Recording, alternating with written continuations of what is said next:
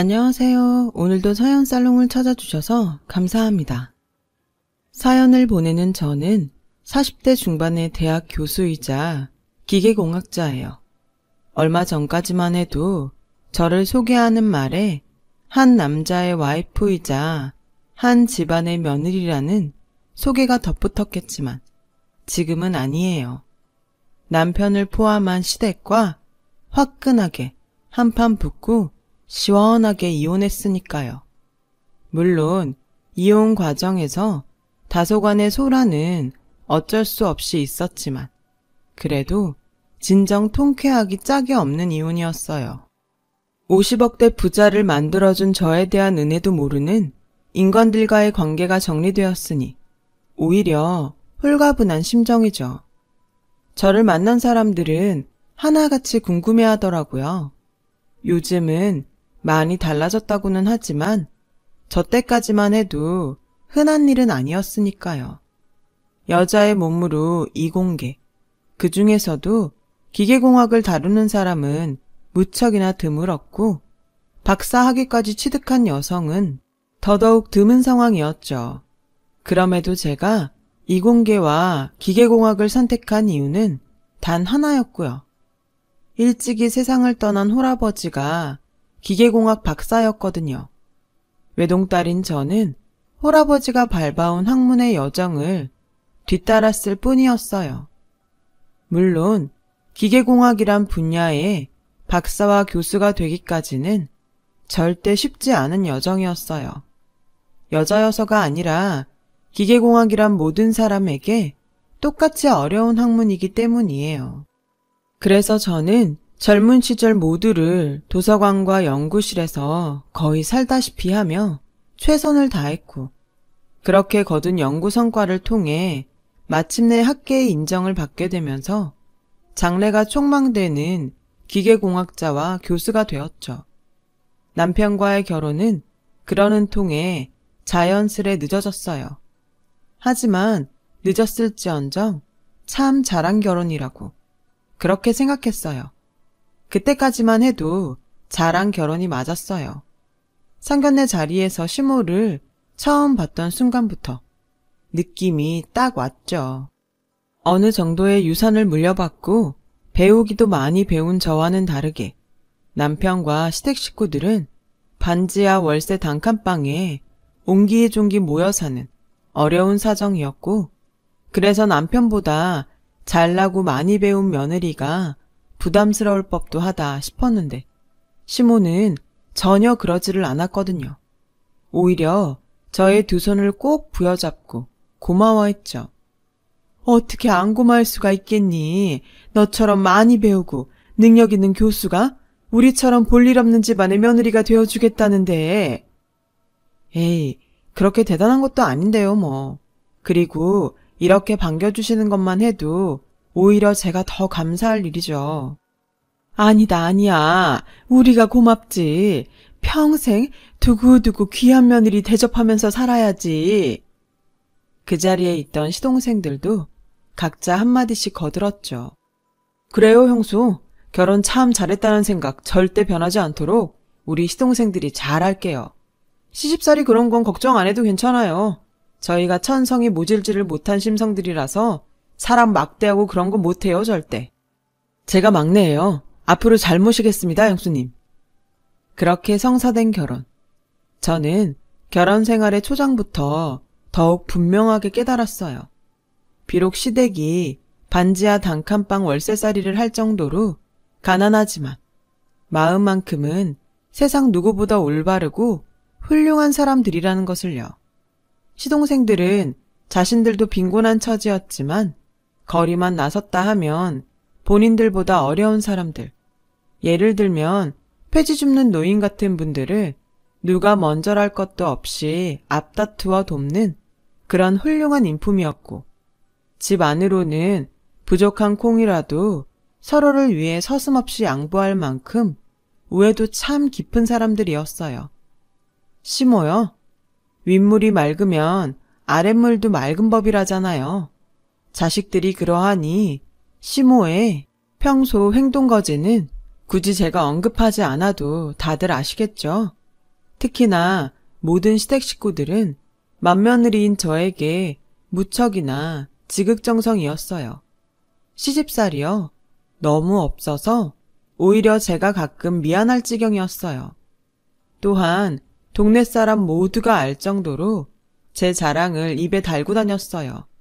우리 맏며느리, 우리 큰 형수님이 젊어서부터 굵직한 연구 성과를 이루는 등 학계에서 인정받는 교수이자 기계공학자라고요.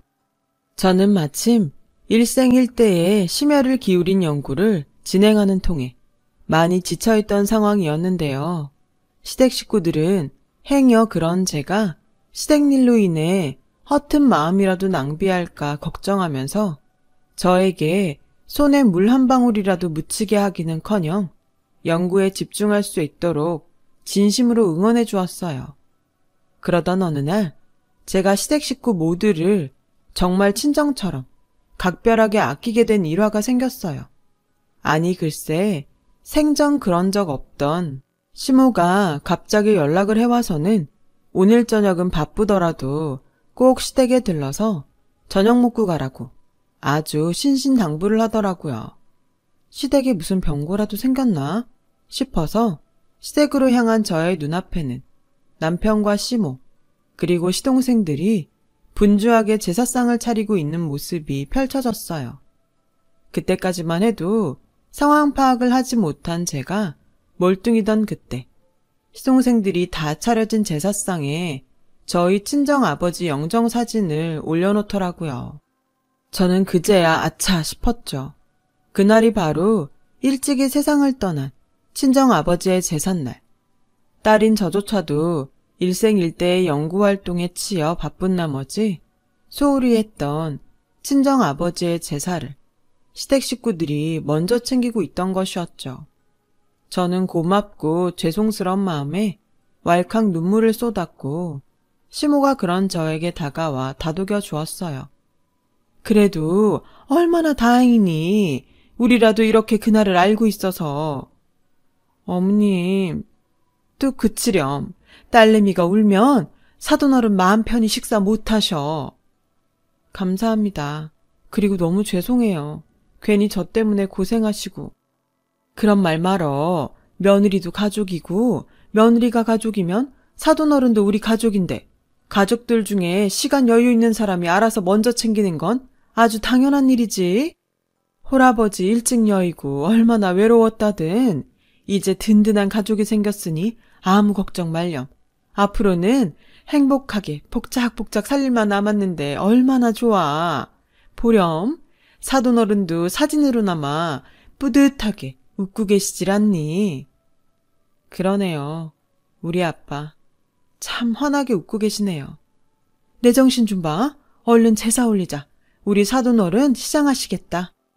친딸인 저조차도 소홀했던 친정아버지의 제사를 시댁 식구들 덕분에 마치며 그날 저는 결심했어요. 심혈을 기울여 개발하고 있는 신기술이 완성되면 그 신기술 전부를 시댁 식구들로부터 받은 사랑을 갚기 위해 쓰겠다고. 심적으로 안정이 되었던 덕분일까요? 아니면 분명한 목표가 생긴 덕분이었을까요? 마침내 신기술 개발에 성공했어요. 기술적인 내용은 워낙 복잡한 영역이기에 잠깐 간략하게만 설명드리자면 엔진이나 모터에 들어가는 핵심 정밀 부품을 기존의 생산 방법보다 몇 배는 정밀하게 생산해낼 수 있는 신기술이었어요. 그러면서도 기존의 생산 방법보다 저렴한 생산 비용과 불량률까지 현저히 적은 신기술이었으니 그 가치는 감히 함부로 평가할 수 있는 금액이 아니었죠. 아니나 다를까 신기술 개발에 성공한 제가 특허 출원까지 성공적으로 마치기 무섭게 제조사들이 저의 연구실 문지방이 닳도록 들락거리기 시작했어요. 이름난 대형 제조사부터 이제 막 사업을 시작한 중소벤처기업까지 내노라 하는 제조사 대표들은 그때 다 만나본 것 같아요. 그들의 목표는 다들 똑같았죠. 아무리 큰 금액이라 하더라도 원하는 만큼 모두 다 쳐줄 테니 신기술을 자기네 회사에 팔아달라. 또는 어떤 로열티라도 다 지불할 테니 신기술을 자기네 회사에서 쓸 수 있게 해달라. 이전에는 상상도 할 수 없는 금액들이 제안되었지만 모든 제안들에 대한 저희 대답은 하나같이 이랬어요. 유감이지만 이번 신기술은 팔지 않습니다. 혹시 조건이 마음에 들지 않아서 이러십니까? 그러시다면 원하는 대로 말씀해 주세요. 저희가 어떻게든 원하는 만큼 다 맞춰드리겠습니다. 아니요. 신기술의 사용처가 벌써 정해져 있기 때문입니다. 먼 걸음 해주셔서 감사합니다. 저희는 다른 좋은 기회가 있을 때 다시 만나는 걸로 하죠. 조심히 들어가세요. 모든 제안에 대한 거절을 마친 저는 연구실 회식을 열었어요. 저는 연구소장 자격으로 회식 자리만 주선해주고는 딱 건배 한 잔만 마치고 슬그머니 자리를 떴죠. 젊은 연구원 동료들이 연구소장이자 총책임자인 저의 눈치를 보지 않고 마음껏 즐길 수 있도록요. 그리고는 곧장 시댁으로 향했죠. 마침 반지하 단칸방에 화목하게 모여있던 남편과 시댁 식구들이 저를 먼저 반겨주더군요.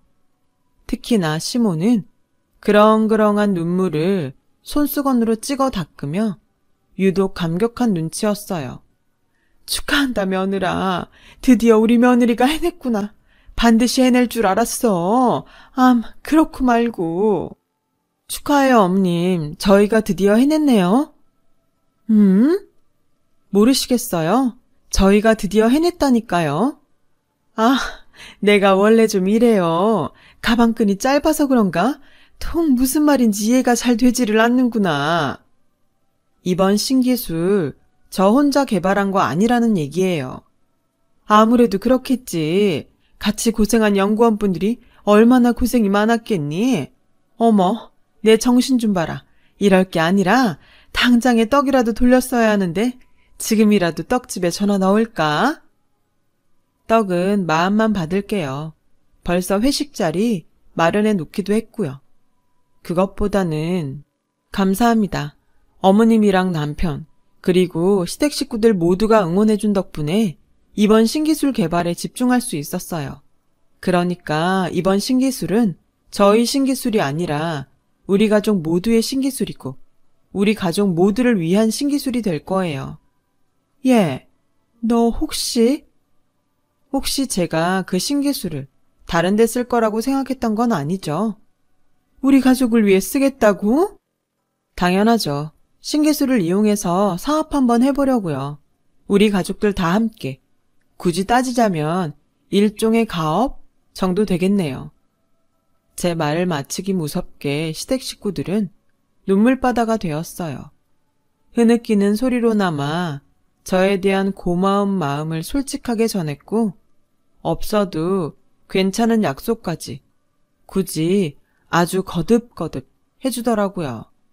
저를 평생 은인으로 생각하며 잘 대우하겠다고요. 그런 시댁 식구들을 보며 저 또한 눈시울이 붉어졌어요. 그렇게 저는 시댁과 함께 신기술을 활용한 사업을 시작했어요. 대표이사는 시모 명의로 해두었지만 시댁은 사업 자금을 댈 여력이 되지를 않았기에 초기 사업 자금 모두는 그동안 제가 저축해둔 돈과 친아버지의 유산을 아껴둔 돈으로 해결했죠. 일종의 투자금이고 제가 투자자이자 대주주가 되는 형태라고 생각하시면 이해가 편하실 거예요. 그러는 대신에 신기술을 사용하는 대가로 20%의 로열티를 받기로 시댁과 계약했어요. 고마운 시댁에게 로열티를 받는 건 너무 야속한 거 아니냐고 생각하실 수도 있는데요. 사실 안 받을 수가 없는 로열티였기에 부득이 받기로 했을 뿐이에요. 그리고 정말 최소한의 로열티였고요. 20%의 로열티는 신기술의 가치에 비하면 아주 헐값일 뿐더러 신기술을 개발하기까지 함께 고생한 연구원들의 지분을 챙겨주어야 했기에 책정한 퍼센티지가 딱 20%였어요. 그 20% 로열티로 연구원들의 지분만큼을 지분하고 나면 저에게는 100원 한 장 떨어지지 않는 계산인 셈이었어요. 마음만큼은 행복했어요. 사랑하는 식구들을 가난으로부터 구제할 수 있다면야. 그것만으로 충분했으니까요. 시댁과 저의 사업은 신기술 덕분에 아주 승승장구했어요. 창업한 지 얼마 지나지 않아 시댁이 정당한 사업 수익금으로 벌어들인 금액만 해도 50억대가 될 정도로 아주 잘 나갔죠. 그런데 제가 다른 영구권으로 사업체의 경영을 시댁 식구들에게 일임해 놓은 사이 시댁 분위기가 영 이상하게 돌아가더라고요. 어머님, 가방 사셨어요? 이제 알아보는구나? 좀 서운하다 얘. 이게 얼마짜리 명품인데 이제서 알아보고 그러니? 그런 게 아니고요. 명품 가방 새로 산 지 이틀밖에 안 지난 것 같아서요. 이틀 들었으면 많이 들었지 뭐. 네? 내가 이래봬도 잘 나가는 사업가예요. 나 정도 되는 사회적 체면에 그게 아무리 명품이라지만 한 번 들었던 가방 2번 들면 쪽팔린 일 아니겠니? 넌 아직도 예전 시절에 머물러 있는 모양인데 단칸방 거지살이 시절은 이제 잊으렴. 그래서 그건 또 얼마짜린데요? 아주 저렴해요. 3천만 원이면 사실상 일회용짜리 싸구려 아니겠니? 저는 순간 벙찌고야 말았어요. 며칠에 한 번꼴로 명품 가방을 갈아치우는 것도 모자라서 매번 수천만 원대. 심지어 그걸 싸구려 일회용이라고 표현하는 시모로부터 묘한 위화감을 느꼈죠. 남편과 시동생들은 아주 한술 더 뜨더군요. 외제차들을 무슨 전시회장처럼 채워놓기 시작하는데 저로서는 도저히 이해할 수 없는 씀씀이었죠. 아무리 50억대 부자가 되었다고 한들 그만한 사치를 부릴 정도는 아니라고 생각했거든요.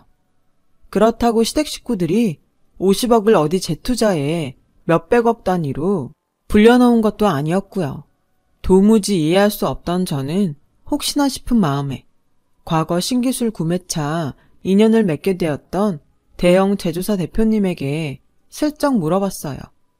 시댁이 운영하는 사업 규모가 그 정도 사치를 부릴 만큼이 되느냐고요.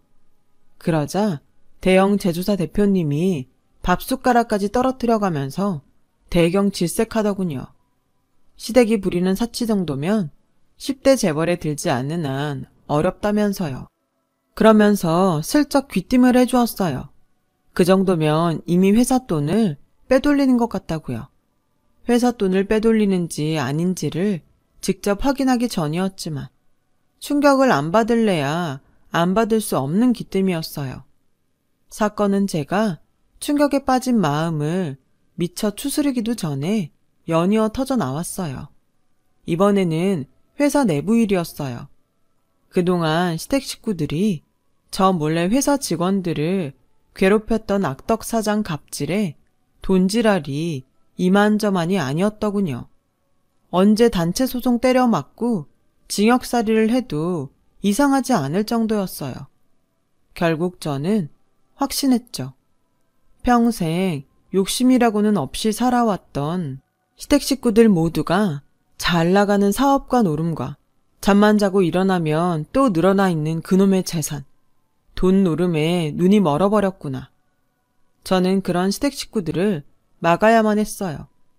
그 좋았던 우리 식구들이 타락하는 꼴을 가만히 두고 볼 수도 없고 두고 보아서도 안 되었으니까요. 어머니, 저랑 잠깐 얘기 좀 하시죠. 나중에. 지금 꼭 해야겠는데요.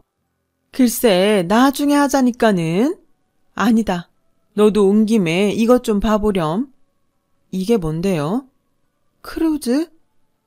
우리 식구들이 옛날 옛적에는 가난뱅이였잖니.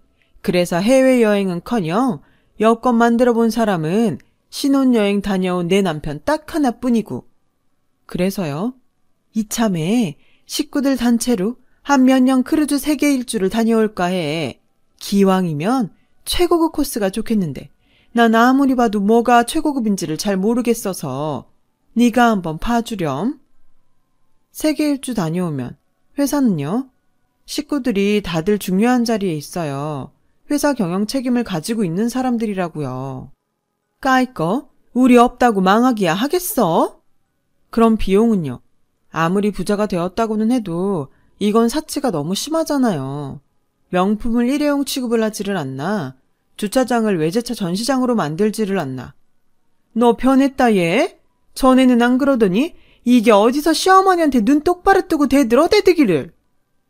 변한 건 시어머니고 식구들이죠. 그리고 이런 말은 안 하려고 했는데 어머니 혹시 회사 돈에 손대세요? 순간 흔들리는 시모의 눈빛을 보며 확신했어요. 아, 시댁 식구들이 회사 돈을 횡령하고 있구나. 횡령한 회사 돈으로 이만한 사치를 부리고 있는 거구나. 맞는 모양이네요. 썩으려니 보자니까 아주 시엠이랑 식구들이 그렇게 만만하디? 부자 만들어줬으면 사람 없인 여기고 그래도 돼? 그러는 어머님이랑 식구들은요. 회사 사장이면 직원을 없인 여기고 그래도 되는 건가요?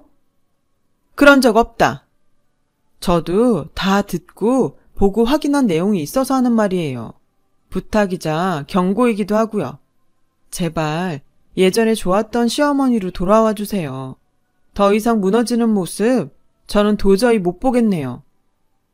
제 딴에는 진심으로 건넨 충고였지만 이미 돈의 노예가 되어 있는 식구들 모두는 저의 말을 고깝게만 들었던 모양이에요. 제가 시모와 실랑이를 벌이던 바로 그날부터 전에는 단 한 번도 없었던 시집살이가 시작되었으니까요.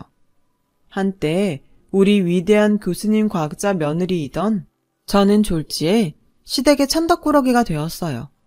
시모 남편 시동생들 너나 할 것 없이 저에게 시집살이를 시키면서도 입만 열면 소박 타령을 해대기 시작했어요.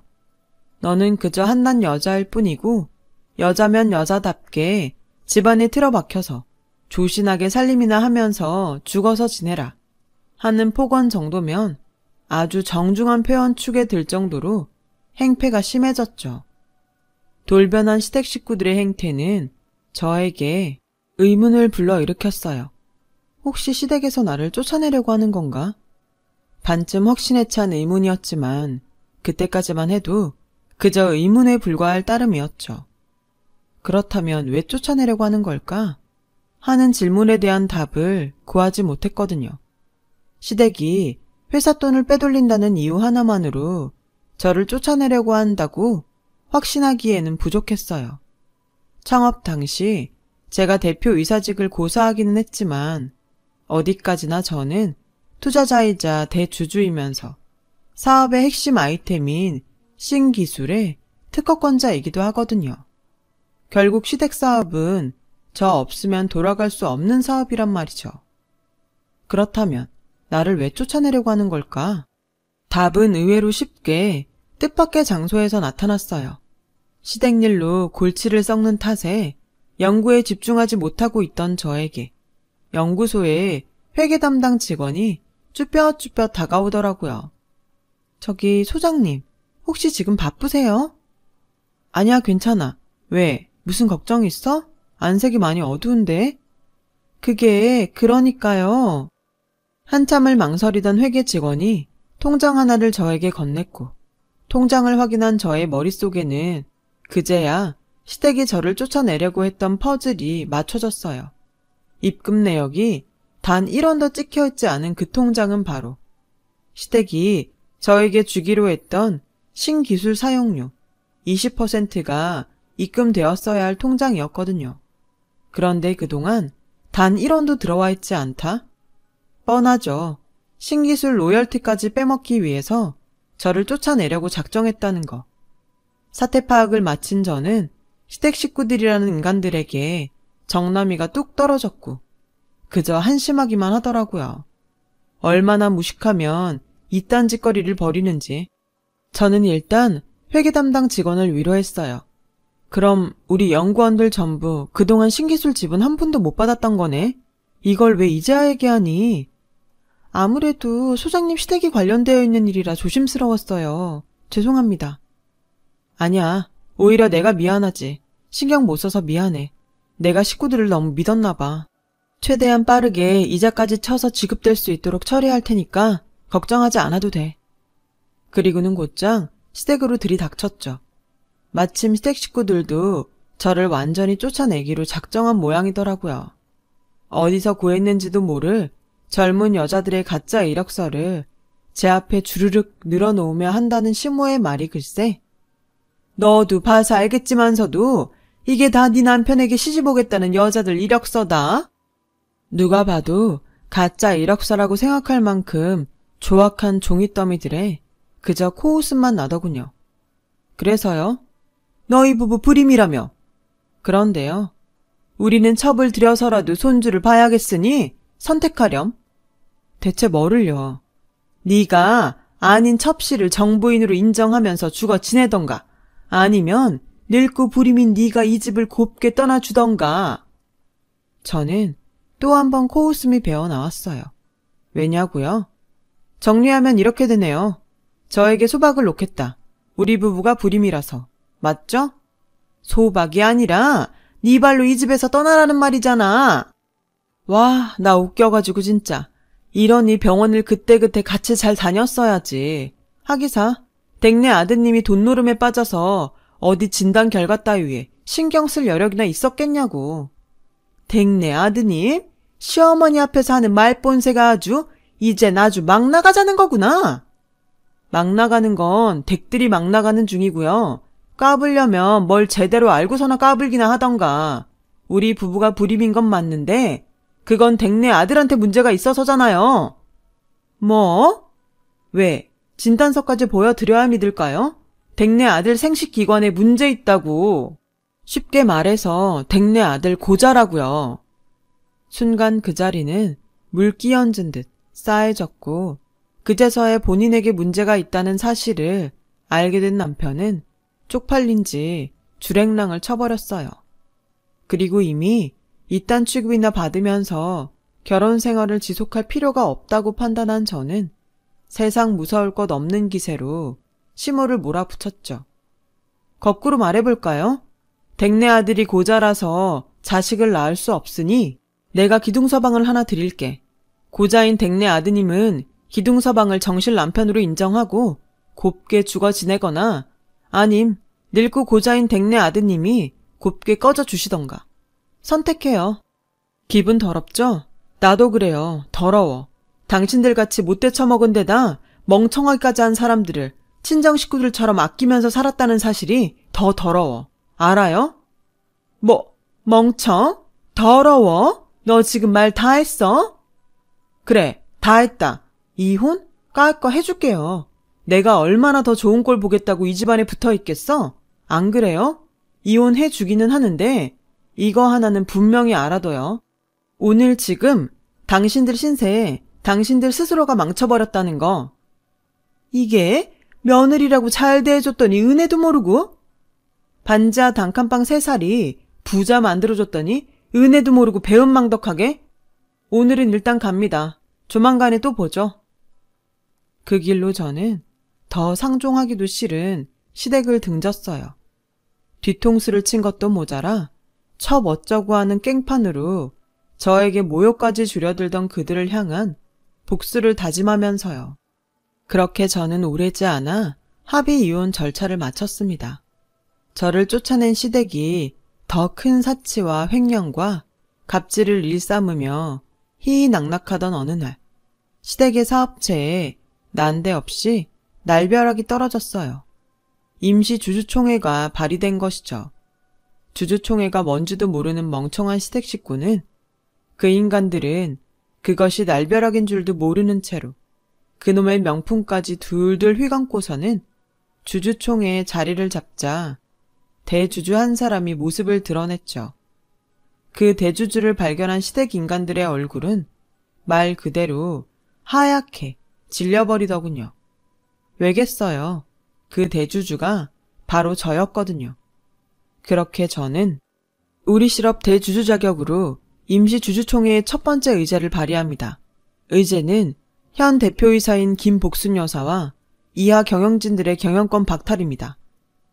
그날의 임시 주주총회는 싸움이라고 할 것도 없이 너무도 싱겁게 끝이 나버렸어요.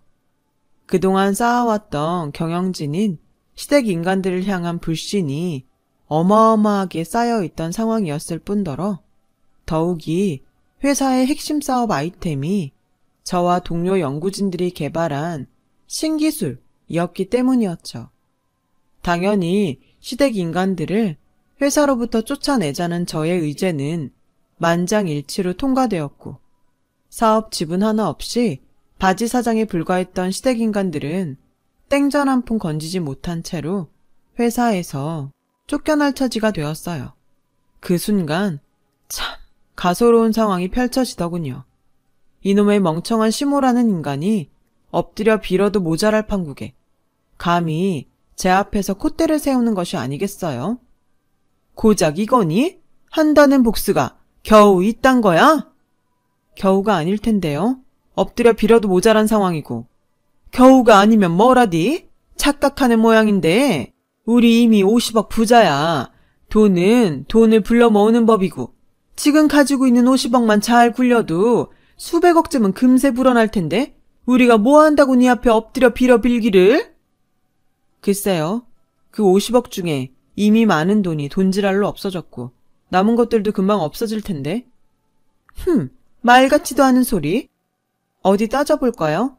그동안 당신네들이 회사 돈 가져다 쓴 거, 신기술 로열티 20% 한 푼도 지급하지 않은 거. 대충 듣자 하니 당연히 탈세도 한 것 같다던데. 그거 다 따지고 들면 그깟 50억으로 막을 수나 있을런지 모르겠네. 그걸 누구 맘대로 네가 어디 회사 장부 들춰볼 주제나 된다든? 그것도 지금 한번 알아보죠. 제가 회사 장부 들춰볼 자격이 되는지 안 되는지. 우리 실업 대주주 자격으로 임시주주총회의 두 번째 의제를 발의합니다. 두 번째 의제는 새 대표이사 선임권에 대한 의제입니다.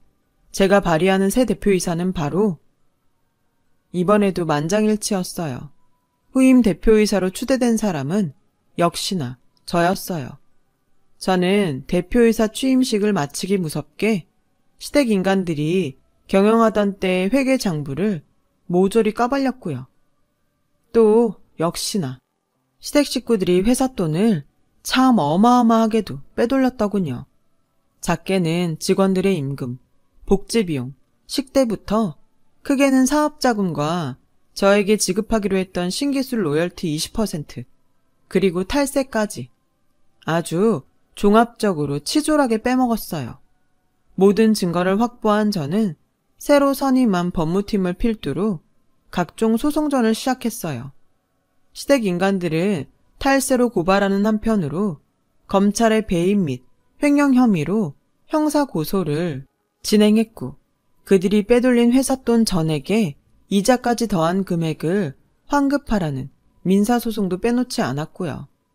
그렇게 지금 한때 저의 신기술 덕분에 50억 부자가 되었던 시댁 인간들은 땡전 한 푼 없는 알거지 신세가 되고야 말았어요.